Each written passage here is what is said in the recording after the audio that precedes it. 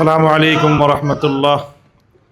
আলহামদুলিল্লাহি ওয়া কাফা ওয়া সালামুন আলা ইবাদিহিল্লাযীনা ইসতাফা, আম্মা বা'দ। মাদ্রাসা শিক্ষার্থীদের অবদান শীর্ষক সেমিনার, জুলাইয়ের রক্তাক্ত জুব্বা।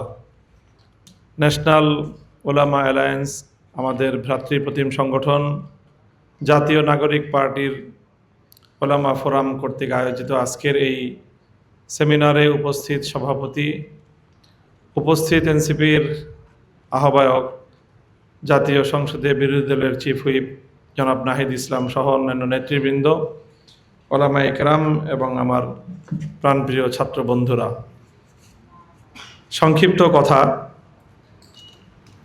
জুলাই বিপ্লবে নেতৃত্ব ছিল প্রধানত ঢাকা বিশ্ববিদ্যালয়ের শিক্ষার্থীদের হাতে।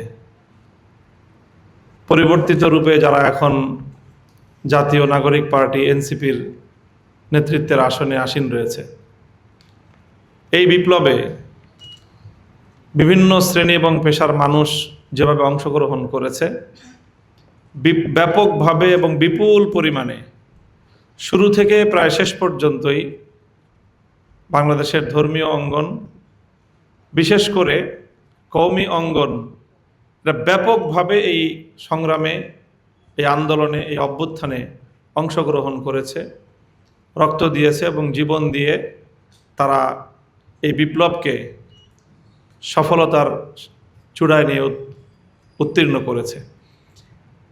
ঠিক এরকম আরেকটা চিত্র আমরা দেখি 2013 সালের শাপলা চত্বরে।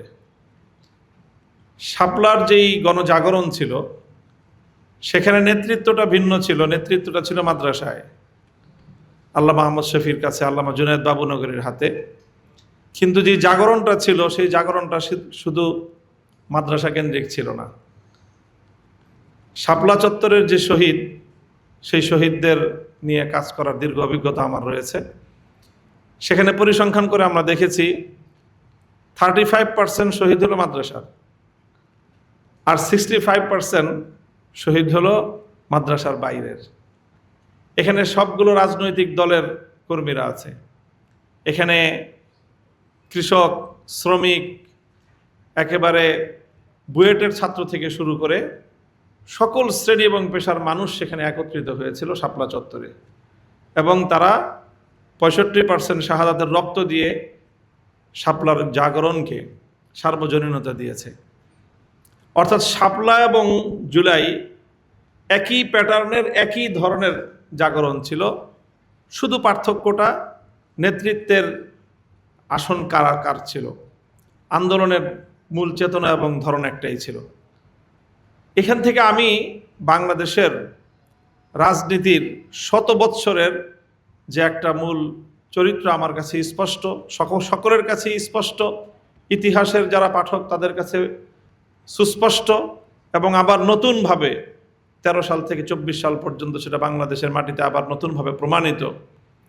সেটা হলো বাংলাদেশের দুইটা ধারা আছে।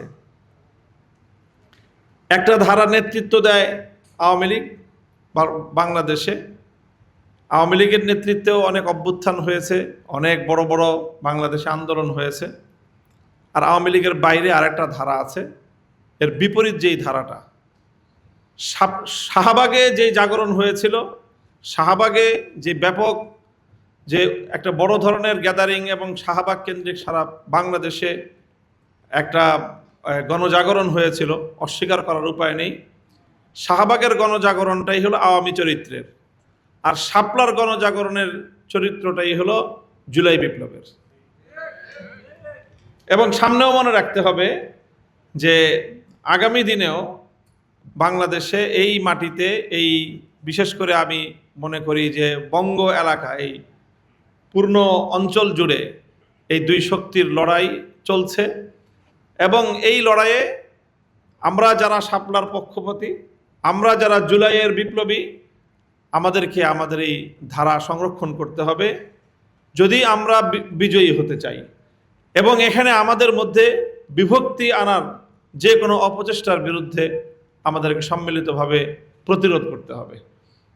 আজকে ক্ষমতাসীন হয়ে বর্তমান সরকার, আমি মনে করি যে জুলাই বিপ্লবের ঐতিহ্যকে এবং এই ধারাকে দুর্বল করার সুপরিকল্পিত অনেক চেষ্টা তারা করছে। এই চেষ্টাটা এটা তাদের জন্যই সবচেয়ে বেশি আত্মঘাতী হবে, কারণ এই সরকার এটা আওয়ামী লীগের প্রশ্রয়ে বাংলাদেশে টিকতে পারবে না। তাদেরকে যদি টিকতে হয় তাহলে শাপলা এবং জুলাই যোদ্ধাদের সহযোগিতা নিয়েই তাদেরকে টিকতে হবে। কাজী তুমি টিকবা না তুমি ধ্বংস হয়ে যাবা, সে সিদ্ধান্ত তোমার হাতে। পরিষ্কার বার্তা। আগে শেখ হাসিনা লড়াই করত গণতন্ত্র বিরোধী শক্তিদের বিরুদ্ধে, মাঝে মাঝে লড়াই করত শেখ হাসিনা যে গণতন্ত্রের ধ্বংসকারী বা গণতন্ত্রকে যারা ধ্বংস করতে চায় সেই অপশক্তির বিরুদ্ধে শেখ হাসিনা মাঝে মাঝে এই লড়াইয়ের ডাক দিত। আজকে দেখলাম আমাদের স্বরাষ্ট্রমন্ত্রী সাহেব ডাক দিচ্ছেন যে ফ্যাসিবাদের পথ রুদ্ধ করতে হবে। ওনারা জুলাই সনদকে ধ্বংস করে দিয়ে, গণভোটের রায়কে ধ্বংস করে দিয়ে, ফ্যাসিবাদের পথ রুদ্ধ করার সম্মিলিত প্রয়াসকে ব্যর্থ করে দিয়ে ফ্যাসিবাদের বিরুদ্ধে আওয়াজ তুলেন। তো এইরকম দ্বিচারিতার পথ থেকে ফিরে আসার জন্য আমরা সরকারকে আহ্বান জানাই। এটা আপনাদের জন্য আত্মঘাতী হবে। জুলাই মরবে না, জুলাই ধ্বংস হবে না। শাপলার চেতনা অবিনশ্বর চেতনা, জুলাইয়ের চেতনা অবিনশ্বর চেতনা। আপনারা যদি এই চেতনার সঙ্গে বিশ্বাসঘাতকতা করেন, চেতনা টিকে থাকবে, আপনারাই নির্মূল হয়ে যাবেন ইনশাআল্লাহ। আগামী দিনে আমরা এই ধারায় আমাদের আরো তৎপরতা এবং আমাদের এই অব্যাহত অগ্রযাত্রা আমরা ধরে রাখার চেষ্টা করব। আল্লাহর সাহায্য প্রার্থনা করি এবং আমরা হাতে হাত রেখে আমাদের এই সংগ্রামকে, জনগণের এই রায়, গণরায়কে বাংলাদেশে বাস্তবায়ন করার আগ পর্যন্ত আমাদের যাত্রা চলবে ইনশাআল্লাহ। আসসালামু আলাইকুম ওয়া রাহমাতুল্লাহ।